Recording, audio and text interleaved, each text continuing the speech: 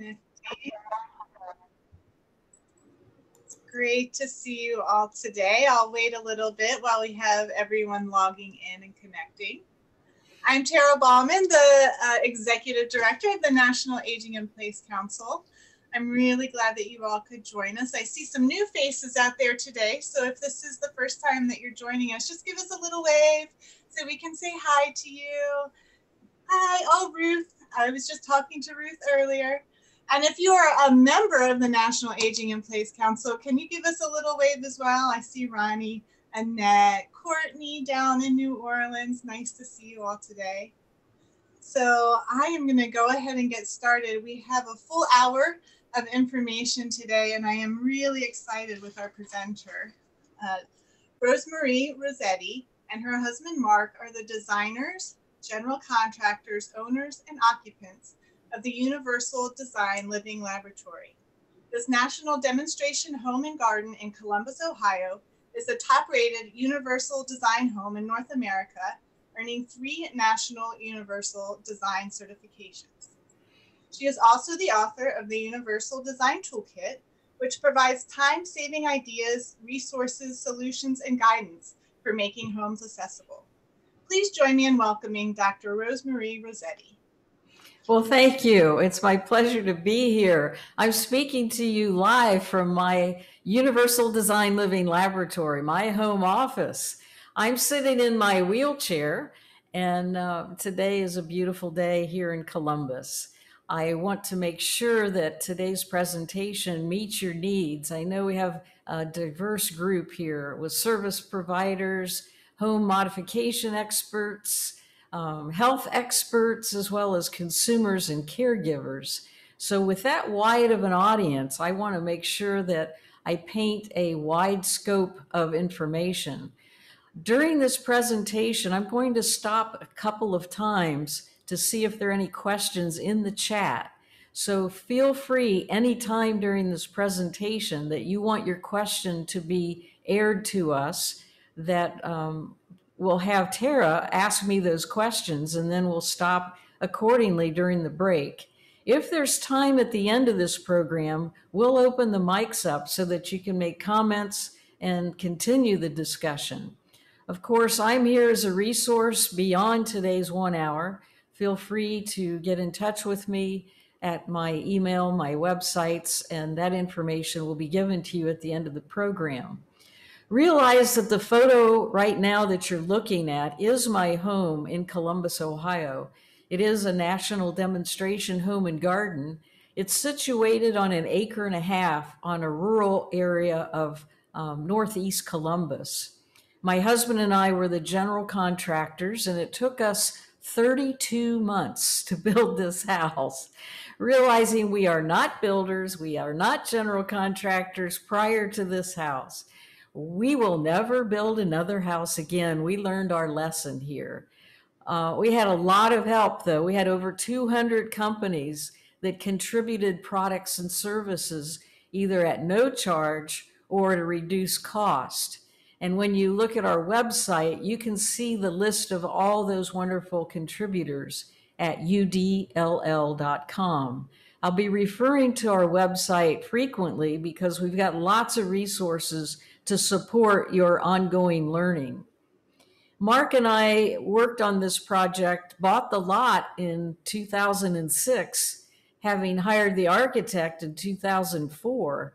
We didn't move in until May of 2012. So now I've got about 9 years of experience living in the home. I appreciate it. It's a privilege living here, giving me the access. Mark and I plan to stay here for the rest of our lives. And I have to tell you kind of a funny story. I don't know if you get these calls once in a while from a realtor that want to know if you own the property at your address, and they're fishing, trying to get a listing to sell it. Well, when they call here, my response is, I am never going to sell this house. They're going to carry me out in a stretcher before I leave this house. I really intend to age in place throughout our lifetime so that we can live here comfortably and safely.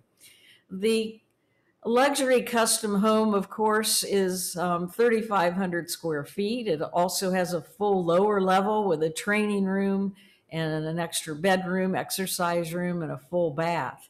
So it is a large home. We work here.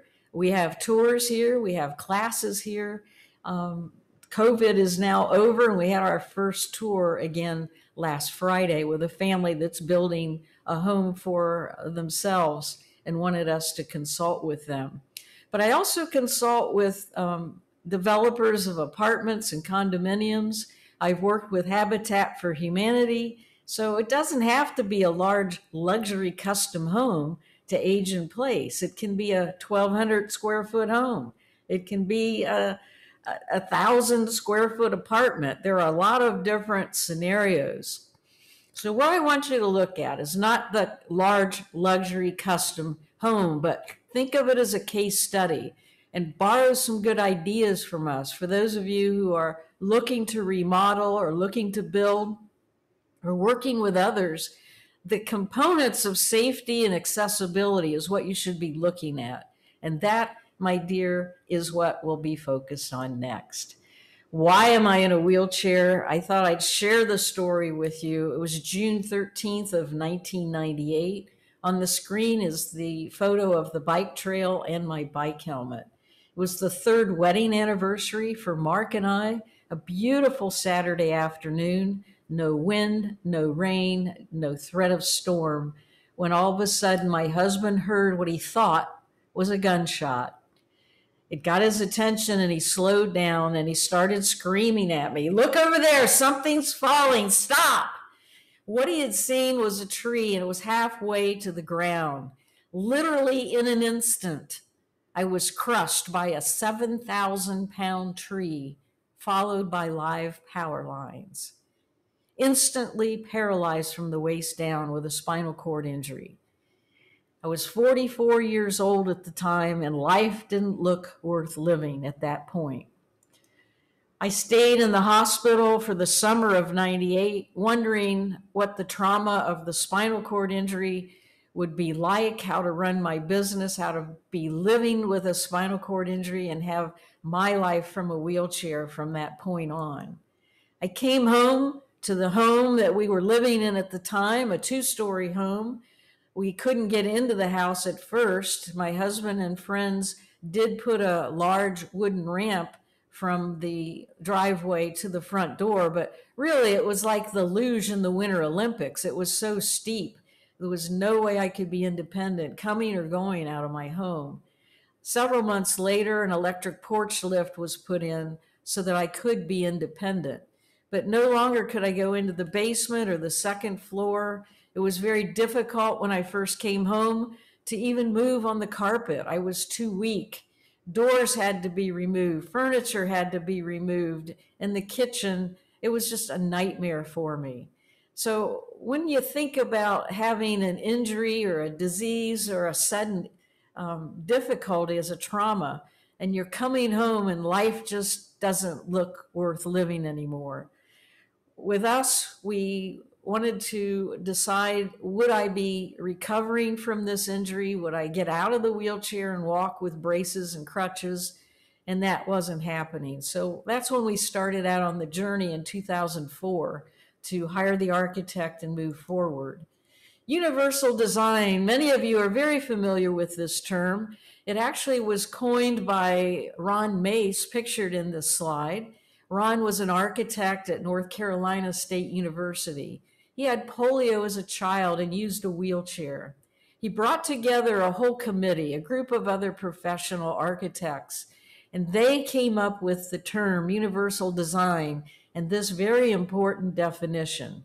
What's important about it, I think, is it's usable by all people. Don't think universal design is just for people in wheelchairs and walkers and other disabilities. Universal design is an inclusive design. If you design a home right from the beginning so that you have the human interest in mind in terms of accommodating human needs from birth through death, that's what universal design is, without specialized design or adaptations later. When you study universal design, you can't help but remember the 7 principles of universal design. I'm going to be pointing them out in many of the photographs to bring them back into your attention in terms of equitable use, usable by all people, somebody who is very short or very tall, someone who is left-handed or right-handed, someone who is mobile or not mobile. The flexibility in use, how simple and intuitive the controls are, the perceptible information in terms of instructions, and the safety, the tolerance for error, and the low physical effort depending on how the paralysis has affected your limbs, and the size and space and approach for use, making sure that there's the 5-foot turning area for someone in a wheelchair, and if needed, a 6-foot space if they've got a large scooter. Now, I want you to understand that universal design is not equal to the Americans with Disabilities Act. The ADA just had its anniversary. Do you know that yesterday was the 31st anniversary on July 27th of the Americans with Disabilities Act? We've come a long way, but when you look at housing, there are still not many homes that have the accessibility features that the population is looking for. The ADA is looking at compliance, the minimum standards. Get this straight. Universal design is not about minimum standards. It's way beyond. It's looking at usable by all people, taking all of the house, all of the products into account to be much more usable and friendly. So let's take a look at some things that happen as we age. I have a birthday coming up next week. Many of you may be having theirs coming up soon. This is a photograph of my mother, Rossetti. She lived to be 98 years old. The last few years of her life were in an assisted living facility because she had dementia. I watched her as she aged in terms of her vision and her macular degeneration, in terms of her dementia and decline and memory loss, in terms of her strength and mobility, in terms of her hearing and her smell and her sensitivity.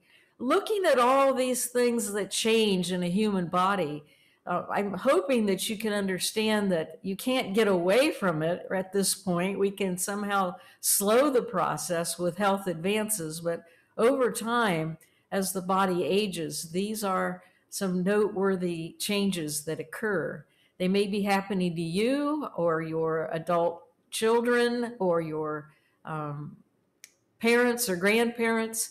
We have to look at then how do we adapt for the person who is aging to complement the aging and support aging, making it appropriate to stay in their home with support so that all of these things that are changing will not limit them for their independence and their freedom and accessibility.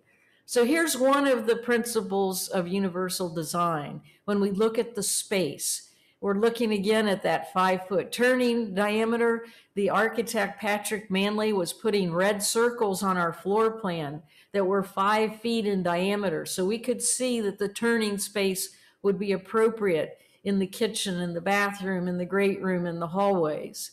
We're looking in front of the sinks as an approach, also at the cooktop, as a minimum standard of 30 inches by 48 inches.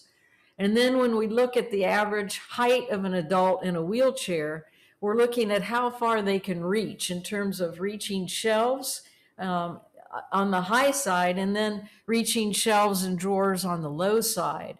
Now, I am 4'1" as a seated person, and my husband is 6'4". So, I mean, we are the perfect couple to demonstrate universal design, making it so that I can reach the majority of the items stored in the kitchen and the bathroom. And you'll see how we did that with some special equipment and products that were inserted under the drawers and above some of the cabinets. So that sweet spot is 18 to 48 inches. On the low side, 18 inches will help someone stay in their wheelchair without tumbling out. And on the 48-inch side, they'll be able to reach something from a seated position more likely. Wheelchair seats. The seat cushion is about 20 inches from the top of a seat cushion on a wheelchair to the floor. And that impacts transferring onto a bed or onto a toilet or onto a shower bench or onto the deck of a bathtub. Eye level is about 4 feet, and that impacts a lot of the mirrors throughout a home so that people can see themselves quite easily. Again, our Universal Design Living Laboratory, udll.com. Please jot this down and take a look at it. There's lots to look at with virtual tours, over 100 articles, links to many different resources, and tons of videos. If there's one video I'd recommend for you, it's my TEDx. I talked about the house and the production of the home, and I also talked about the lessons that I learned from my spinal cord injury in terms of the lessons that I live by. So those are some things that I'd like to refer you to after the program. In terms of what certifications we have these 3. The Livable Design was out of California, Zero Step was out of Michigan, and LifeFlex was out of Colorado. In terms of our green certifications, we were very proud to be LEED certified silver and then gold certified on the National Green Building Standards program. We're also a national wildlife habitat, so a total of 5 national certifications. Let's take you into the home and give you the exploration, discovery, take a look around. You can also spend as much time as you want on our virtual tour. This is what it looks like. Again, at udll.com, you'll see in the upper section on the top of the home page, you'll see a tab that says virtual tour. So go on into the house and take your mouse through our front door and travel throughout the home. You can go in the lower level, you can go in the back door and see our patio and landscape area. In fact, you want to play a game. This is a fun game. Our cat Kiko, an orange tabby cat, was loose the day that Google came to take the over 700 photos that made this panoramic virtual tour. So look for Kiko. She's the photo bomber. She's throughout the house, and you'll be able to spot her in several of the rooms. It's a fun game that a lot of people have told me they enjoy playing. Our front door, the slope is a 1 in 20 slope. If you're familiar with the Americans with Disabilities Act, they're looking at a 1 in 12 as the minimum, but we wanted it even less steep so that it's a very gradual entrance. So a 1 in 20 makes it easier for people to come and leave our home. You're starting to see great lighting here. We have a couple of lights on the side. Also on the ceiling, we have a light that beams down onto the door lock so that when you're coming home late, the light will come on automatically with a motion sensor. That's been very handy, as a taxi will drop me off and bring my luggage to the door, and then I can see the door to put the key in. So our door is 36 inches wide. As we take another look at it, all the doors inside and out are 36 inches, giving that full 34 inches of clearance that is needed for people who are in wheelchairs and walkers. We have a hickory hardwood flooring. It is a matte finish, not a high gloss, which is easier on aging eyes. And we have a recycled rubber mat underneath the hardwood flooring, making it softer on your joints and quieter as you're walking across. A close-up now from the inside of the front door, you'll see the lever handle, much easier for someone with quadriplegia or arthritis to use lever handles rather than round doorknobs. You can get a close-up of the threshold. It's a 1/2 inch threshold, so people aren't going to trip coming or going, and I don't have to do a wheelie with my wheelchair. You'll also notice we have peepholes. If I can point out, we've got one here, which is at my eye level, and then we've got more of them up here, which is at Mark's eye level, and then we got the little low ones here for Kiko. She can look out and look at the birds on our front door. The garage, it was very important. We have 4 cars available, 2 cars and 2 cars, because my van takes a full 2-car garage because it has the wheelchair ramp that comes out of the side. So on the garages, we have 3 entrances into the home, and we wanted them absolutely step-free. So here's what we did. When the concrete was poured, we were very, very observant, making sure that there was just a slight slope on the floor so water could get out. We also have small bath exhaust fans, 2 of them, that run 24 hours a day so that any gases will escape from that garage. That close-up is showing that level threshold as it was during construction, one of the entrances to the house from the garage. Most garages have at least 1 step. We wanted no steps in any of the entrances from the front door through the garage as well as all the patio doors. So let's see, Tara, is anything come in at this point with a question, or should we go on? I have not seen any questions yet, so I think go on. All right, if you have questions, now is the time to put them in. I have another break coming up. As soon as you come into the front door, the first room you're going to see is our powder room. We put in this interior pocket door, and that is to hide the view of the toilet from the front door. It's wonderful in terms of interior design wise, but it's also very functional. This was a creation by our design team. We had a national design team, and they came up with this solution one day when we were discussing how to hide the toilet. I had Friday, one of the visitors was in a power wheelchair. She wanted to use the restroom as soon as she came. And I said, let me push this little pocket door back into the wall and give you plenty of space to transfer onto that toilet. And she was so happy to have such a big powder room. She was so independent, transferring on her own using that wonderful grab bar, and had no trouble on getting on or off the toilet and washing her hands and then coming out saying, what a great powder room. You'll also notice on the wall, we have a light switch here. This is a motion sensor. So all of our guests that enter the powder room are entering a lighted room with the exhaust fan coming on automatically. That's just another convenience and safety feature for all of our guests. It'll stay on while they're in the room. Our toilets are 17.5 inches from the seat to the floor. So those are a wonderful comfort height toilet. Kohler has trademarked the comfort height.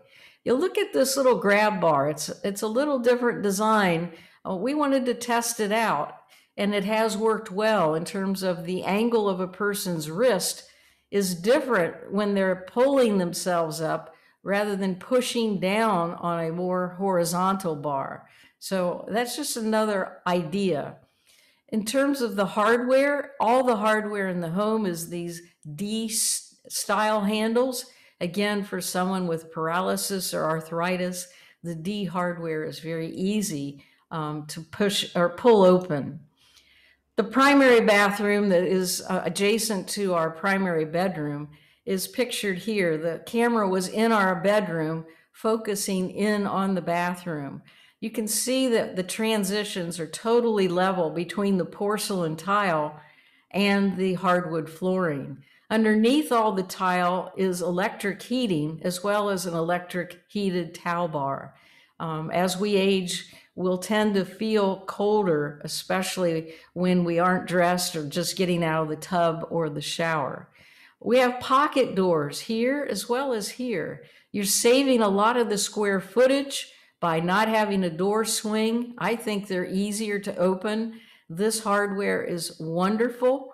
In fact, to open and unlock it, this little button here, you can use your knuckle and this pulls right out. My guest that had quadriplegia Friday used her knuckle and was able to open and close that door with ease. So those things are on the market, and the door has never given us any trouble. Come on in and meet Mark. He, as I said, 6'4". We have a wonderful space so that we could both be in this bathroom with the dual vanities.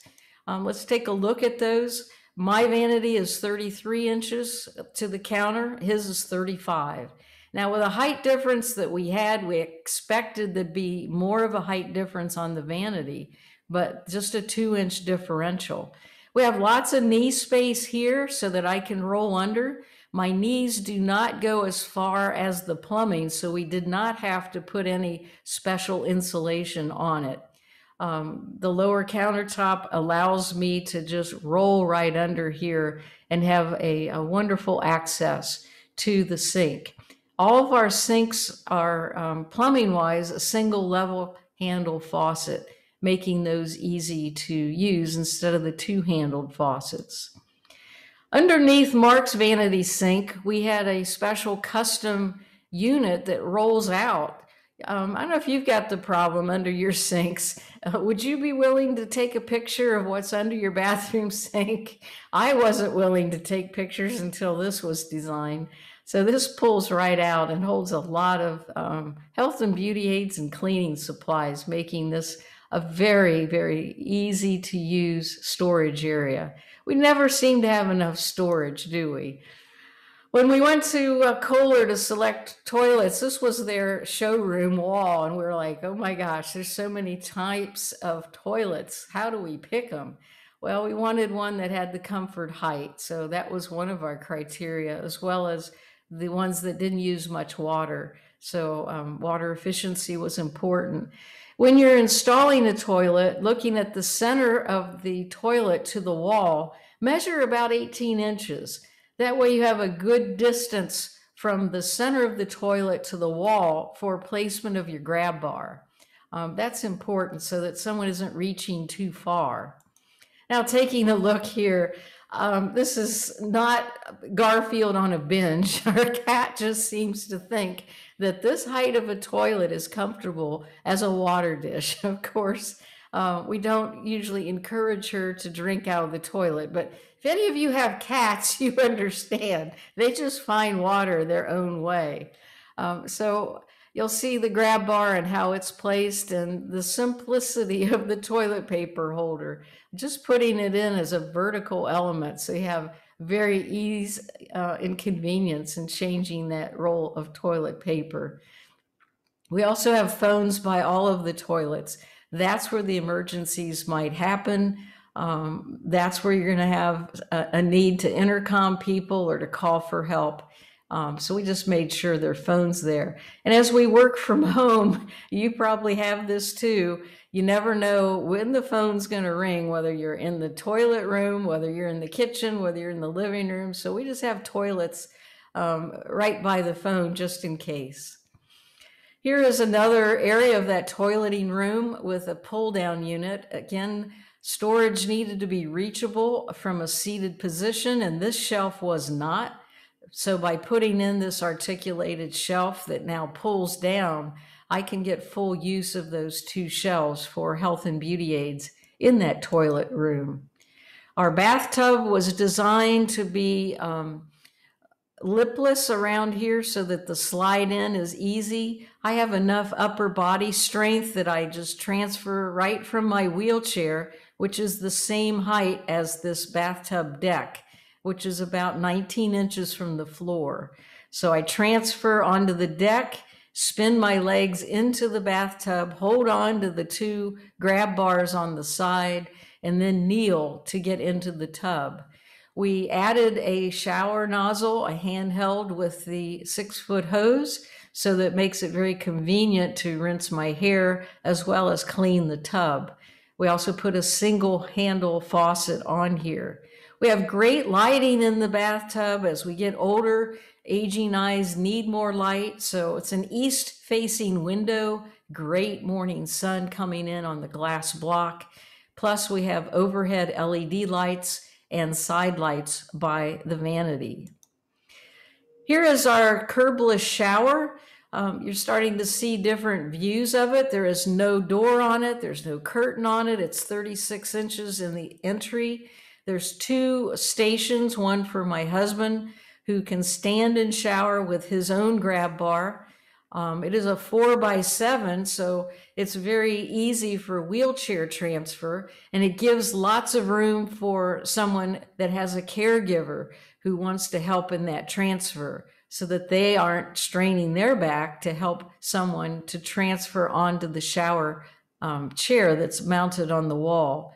We have heated floors, and we have a curbless shower with lots of glass block, as well as LED cans for nighttime use. Taking a look at the station where I transfer, looking at that adjustable height shower bench, also an adjustable height shower nozzle. With the preset temperature control, we have preset temperature here, and then we can control the force of the water here. We have soap niches that were built into the wall here. And I like this ergonomic chair. It's got this little horseshoe cutout. I think it's more hygienic. It's just much more convenient. So those are some of the features of the shower that was built. And this is the shower during construction. So you can see that we used the 3/4 inch plywood to reinforce the entire shower. And then we put in here 2x8s as reinforcement for that shower seat that was installed, and then the cutout for the soap niches that are just perfectly aligned so that I can reach the shampoo from a seated position. I had to obviously edit this photo. Otherwise, Mark would have been pretty embarrassed. So a lot of the photo ended up on the cutting floor. He gave me permission one day when he was showering. I said, Mark, I want to show the audience that you use the grab bar just like I do. And he said, sure. We call it a balance bar. It seems more appropriate for people to call it a balance bar. It's like the ballerinas and dancers, they have balance bars. And so many people who've come to our home said, I wish I had one of those. Those who were recently pregnant said, wow, that would have been helpful. Or women who are shaving their legs saying, wow, this would have been so much easier for me when I'm shaving my legs to hold on to that. So balance bars and grab bars. When Mark is showering, you might assume that a little bit of water splashes out. It doesn't roll out on the floor. It just splashes a little bit. So occasionally he'll take this little squeegee and just squeegee it. But it's not a slipping hazard. The floor is slip resistant. It's just a matter of, does Mark want to clean up after himself?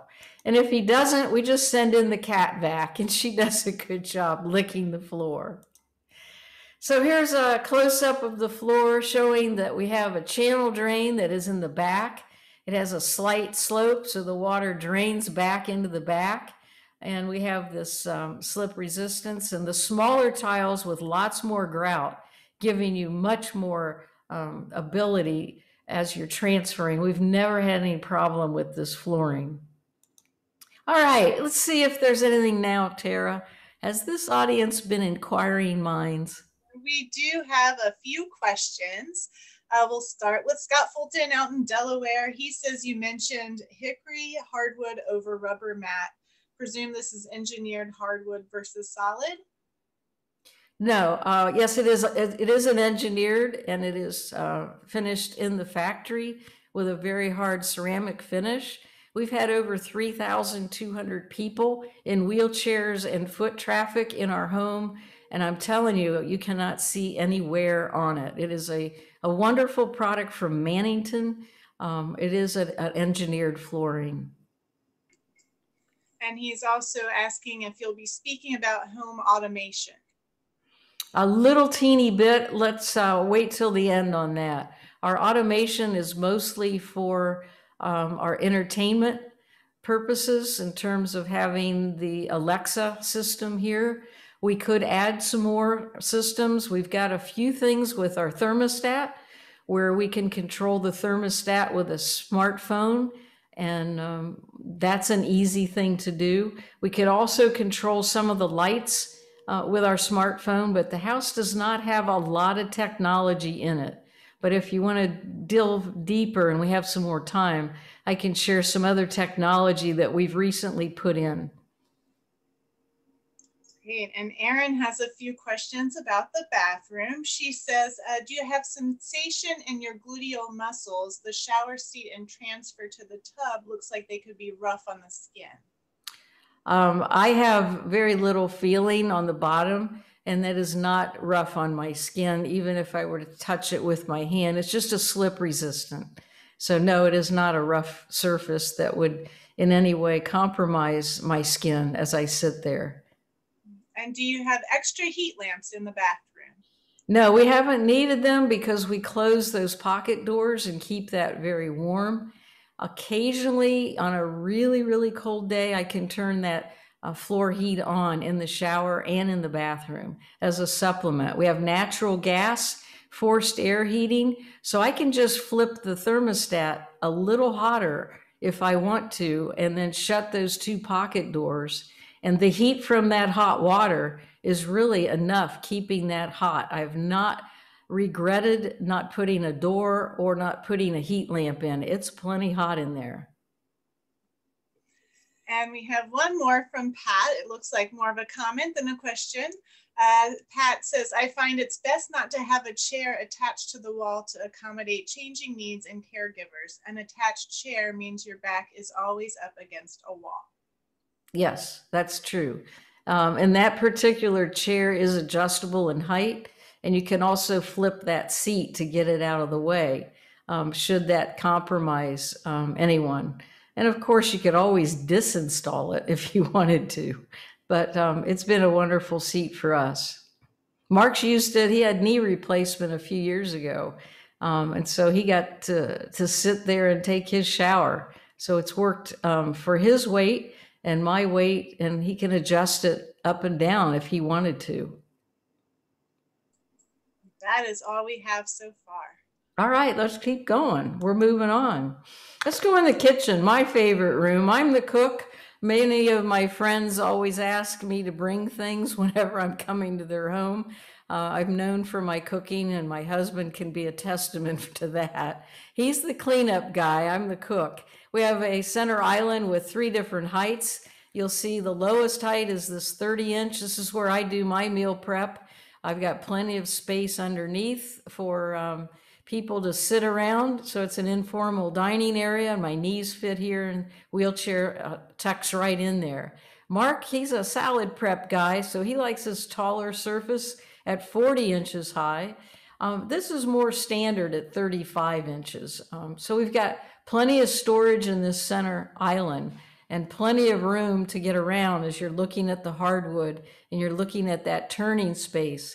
I got plenty of room to work, and with Mark there too. We don't usually come into contact too often with each other, with both of us working in the kitchen at the same time. Now, taking another look at the kitchen, we have some dimensions here. We compromised on the height of the countertop by the sink and the cooktop, making that a 34-inch high. We also lowered the wall cabinets, making this space of 14 inches instead of the standard that's 18 inches. So from my wheelchair, I can reach things here. If I stand up, I can reach things here. So this is totally out of reach for me, and those are just decorative items. So when you think about it, we've got a 24-inch depth. I can reach the electric outlets easier. And Mark and I are both happy with a 34-inch compromise all the way around this kitchen. That's worked well. Something that I'd like to point out is the glass over these cabinet doors. That's a good feature for someone with memory loss or dementia, so they know what's in those cabinets. That's another little bonus point. Also, putting in electric by the center islands makes it easy for me to plug in my crock pot and blenders and mixers. As I take another look at reaching things, another pull-down unit like you saw in our primary bathroom, making this very reachable for me from a seated position. The toe kicks are 9x6 so that my wheelchair footrest and my shoes fit underneath. That gives me more ability to go forward to a countertop instead of going sideways, which is much more ergonomic when I'm chopping things. So this is a wonderful piece. These are standard cabinets with 9x6 toe kicks. The little photo here in the corner was of my previous home, showing the very short toe kick and how this footrest was always nicking the wood, causing a lot of problems. I could never get close enough going forward into the kitchen. We have casement windows throughout the house. We picked these because the window was easy to crank open and close from a seated position, as was the lock. Some of the locks on casement windows were way up high, and we selected this brand because it was lower. They're also very energy efficient. So we think casements are a good universal design solution. Going back into the kitchen, you can see our oven has a side hinge. You don't see these that often in the marketplace, but boy, does this make access easier. The microwave is next to it again with a side hinge. Those are always easy to find, but the side hinges are not as easy to find. Rolling under the cooktop, we've got the controls up front. We've got a pot filler here to put water into the steamer and pasta filler. We also have electric outlets here as well as here. So that makes it easy for me. Going into the kitchen sink, I've got plenty of knee space. I've got a sink that's not as deep, and the disposer is tucked back. Again, the single lever faucets on the handles on all of the plumbing hardware. The dishwasher is 16 inches from the floor. Everyone is like this, not just me and Mark, but everybody who's seen this dishwasher open said, wow, I don't have to lean over as far. It doesn't hurt my back. So it's just a matter of design, putting the dishwasher a little higher, and then that gives another drawer for storage underneath. Some of you may say, wow, that's costly, isn't it, Rosemary? Well, here's what the thought is. Put the space where you need it. It's going to be in the kitchen and the bathroom and hallways. Take some of the space away from maybe the bedrooms and the foyers. It need not be a luxury custom home at 3,500 square feet. Many of these same features can be put in a very affordable house. We've seen it done time and time again. What we have are luxury custom features with hardwood flooring and top-end appliances and great plumbing fixtures. There are a lot of other ways to have a more cost-effective home modification or new build. And so I got this data from someone that shared permission for me to use it, putting in the universal design features that are listed now during construction, or renovating it and tearing it up later and having to then modify all of these things. So you want to spend $8,000 now for some of these, or $75,000 later. So putting in an elevator shaft, for example, which would be right now maybe just 2 closets that are stacked on the first floor and the second floor, and maybe later putting in the elevator when money is available or the need is there. But putting in the shaft makes more sense during the design phase. And of course, putting in a 36-inch door, the cost is so insignificant to buy a wider door than a narrow door. I mean, $10 per door difference. Come on. That gives you the ability to get into that room with ease and convenience with a wheelchair or walker. So spend the time and design now rather than having to rip and replace later. I work with lots of developers, architects, interior designers, as well as the consumer who is building. We take their plans, we do plan reviews. So if any of you would love to have further conversation with me and Mark to be your plan review experts, please contact me. We have prevented so many costly problems for renovating later. And I know I've had so many quotes from the people who've hired us saying, I can't believe the improvements that you made. This has been well worth our investment working with you. I speak also on large stages and small stages in person, as well as today virtually. My website is rosemariespeaks.com. I encourage you to take a look at the offerings. I speak about universal design for homes and hospitality. I'm also a motivational speaker, and I speak about inclusion for meetings and events. There's lots of information and testimonials and client lists and tons of videos on rosemariespeaks.com. The information for you to get in touch with me is udll.com is our main website for the house.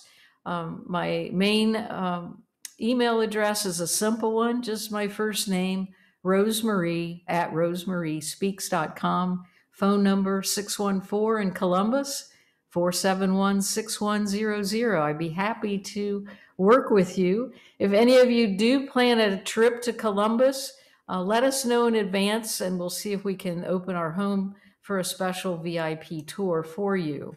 I have a bonus for you, a free chapter of our new book, The Universal Design Toolkit. This is a listing of the universal design features in our home, room by room. So take this free chapter off of udll.com, just download it, and then print it out. Then go take the tour, and you can see these features as you're taking that virtual tour to reinforce repeating some of the things that I've been sharing you, and you'll see much more. So it's a great companion. If you're interested in the toolkit, it's a very easy investment of $97. With that, you get over 200 fully illustrated pages of the toolkit with full color, with all the specifications and the details about how we put this house together, as well as much more than that. You can get it as a PDF, so it's on any of your electronic devices. It'll always be with you. It's great on job sites. It's great to use with other consumers. And it comes packaged with 16 different videos and replays of webinars. So what a bonus. If you would like to have it in a paperback version, you can get the paperback at Amazon's website as a $49.95 investment. So some people like both. It's your choice. So let's see. We have time for any other questions. And why don't we open it up after you have given any that have come in through the pipeline? Do you want me to stop sharing the screen now and go to full view? Would that be helpful? Sure, that would be great. All right, let's go back to full view here, and I can see all of you now. So has any question come in, Tara, or are we just going to open the mics now? Well, we can go ahead and open the mics, but Ruth snuck one in just at the very end there. I was wondering if any of these home modifications can be covered through health insurance. Depending on what health insurance you have, you're just going to have to look at it in terms of Medicare, in terms of doctors are requiring some things. There's a whole chapter in my book that deals with this funding issue. Some people have disability insurance and they have a rider where they have a rider to cover home modifications should they have a disability and come home, and then it'll pay for these home modifications. So it's a as needed basis based on the insurance program.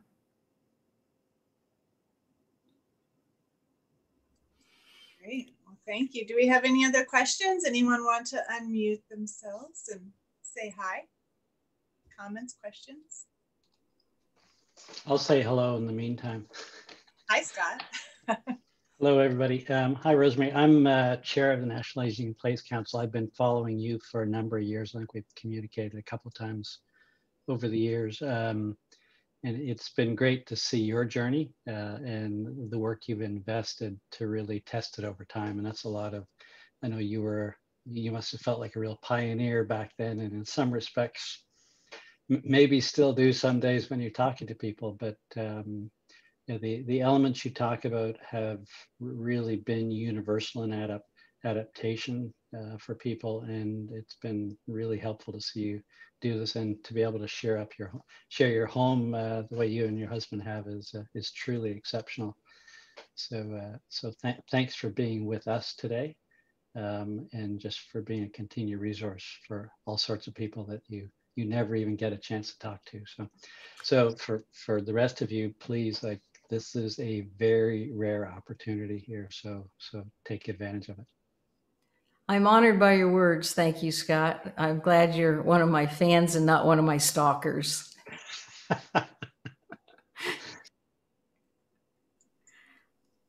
right. Well, we'll just give everybody else a second. I put in the chat box the information to our back office. It shows all of our upcoming events with great speakers like Rossetti, and also information on becoming a member. And she is also a member of our National Aging in Place Council now. So we're very fortunate to have her and all of you that have joined us. So I know that she is very responsive by email. So you have her email. If anything comes up after the fact, please reach out to her. And Jessica just put in the chat box, she has an article on our blog as well. So reach out and take a peek at that. So if no one else has any more comments, yes. I'm going to make one more comment, because I always make this comment when I give presentations on this too, is that whatever you saw in Rosemary's home is their style. Everything about universal design has nothing to do with the style that they chose. It can be adapted to all sorts of things. So your eye may say, well, I'm more familiar with a, a different, more contemporary, whatever, it doesn't matter. The concepts are surprisingly universal in terms of style as well. So, and I'm sure, Rosemary, you've been lots of people who are looking for, I look at one colleague you probably know in New York that did what he described as a man cave for a young man in a wheelchair. And it's like really masculine, and I'm sure he's going to love it for many years. Yes, it's individual taste. Mark and I like the arts and crafts. We were enamored with Frank Lloyd Wright's architecture. So that's where we started, with an arts and crafts prairie style home, and tried to be true to what Frank Lloyd Wright would have done interior wise. Of course, he would never have had all of the accessibility components that we put in, but we wanted to make the house unified in terms of its interior design. And our team, we have to give credit to. We had a huge interior design team that was charged with making everything flow together and work well. Okay. Well, thank you for joining us today. Thank you for all the information you shared. I love that we have people from all over the country on this call. So we will continue to collaborate and share our Aging in Place mission with everyone. So hope to see you again soon. Our next event is August 11th. We're doing 11th for virtual networking with Pittsburgh. Hope to see you all there and at some future events. Bye, everyone. Bye. Thank you for joining. Thanks again.